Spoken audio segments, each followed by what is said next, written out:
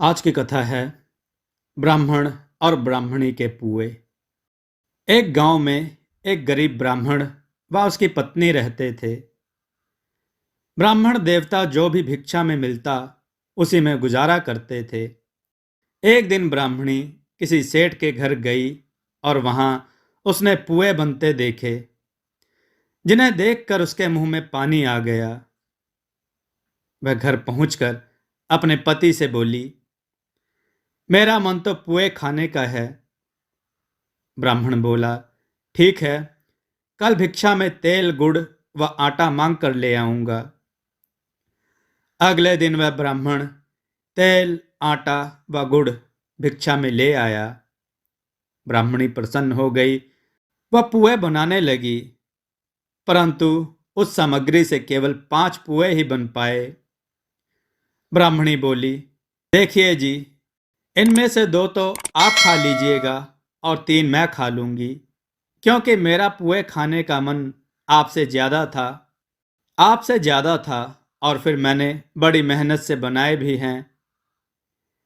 इस बात पर ब्राह्मण देवता बिगड़ कर बोले, नहीं, मैं 3 खाऊंगा और तुम 2 खाना। मैं भी दिन भर घूम घूम कर और भिक्षा मांग कर सारा सामान एकत्र किया। मैंने भी दिन भर घूम घूम कर और भिक्षा मांग कर सारा सामान एकत्र किया है। मैं नहीं मांग कर लाता तो तुम कहाँ से बना पाती। इस बात पर ब्राह्मण और ब्राह्मणी दोनों में ठन गई। अब तो दोनों में से कोई भी केवल 2 पुए खाने के लिए तैयार ही नहीं हो रहा था। अंत में दोनों ने आपस में एक शर्त रखी, चलो ऐसा करते हैं कि अब दोनों सो जाते हैं और हम में से जो भी पहले उठकर बोलेगा वह 2 खाएगा और बाद वाला 3 खाएगा।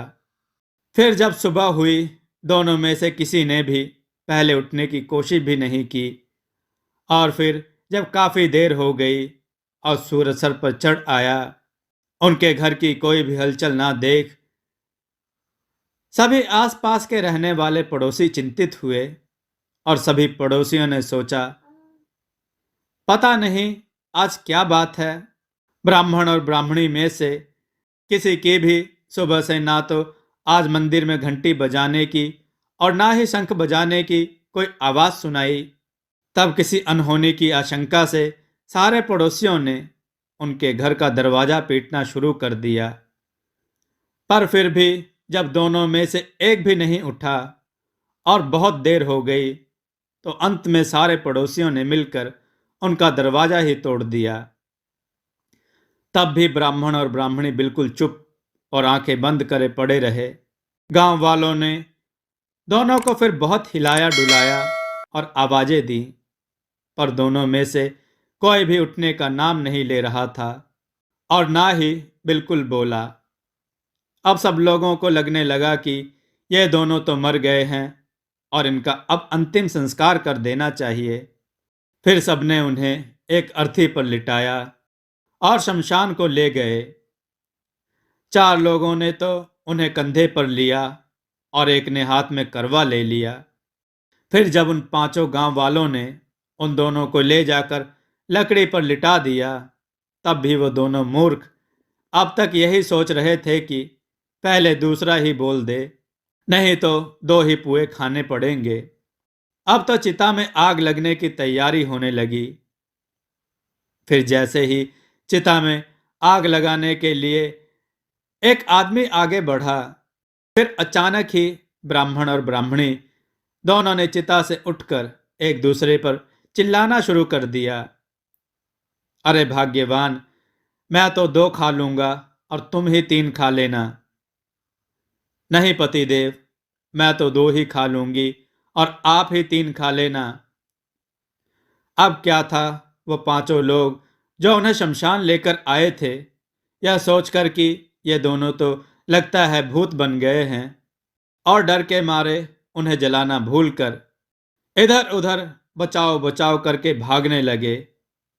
वो सारे वापस गांव की ओर भागे और ब्राह्मण और ब्राह्मणी भी एक दूसरे पर यही चिल्लाते हुए भागे कि मैं 2 खा लूंगा और तुम 3 खा लेना।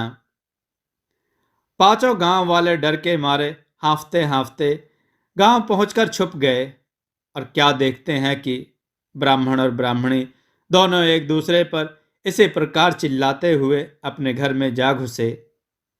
फिर सारे गांव वालों से जब रहा ना गया और धीरे से उनके घर के पास पहुंचकर क्या देखते हैं कि दोनों बैठकर बड़ी बेसब्री से एक दूसरे को पुए खिलाने में लगे हुए थे।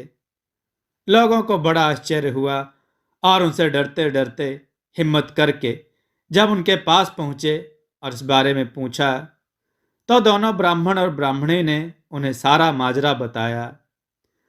सारे गांव वालों ने अपना माथा पीट लिया, खूब खरी खोटी सुनाई और फिर बाद में सबको उन दोनों की मूर्खता पर बहुत हंसी भी आई।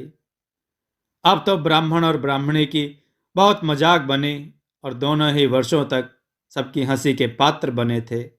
दोस्तों, आपको यह कथा कैसी लगी? अपने विचार और सुझाव कमेंट में जरूर दें। हमारी कथाओं को लाइक करें, हमारे चैनल को सब्सक्राइब करना न भूलें।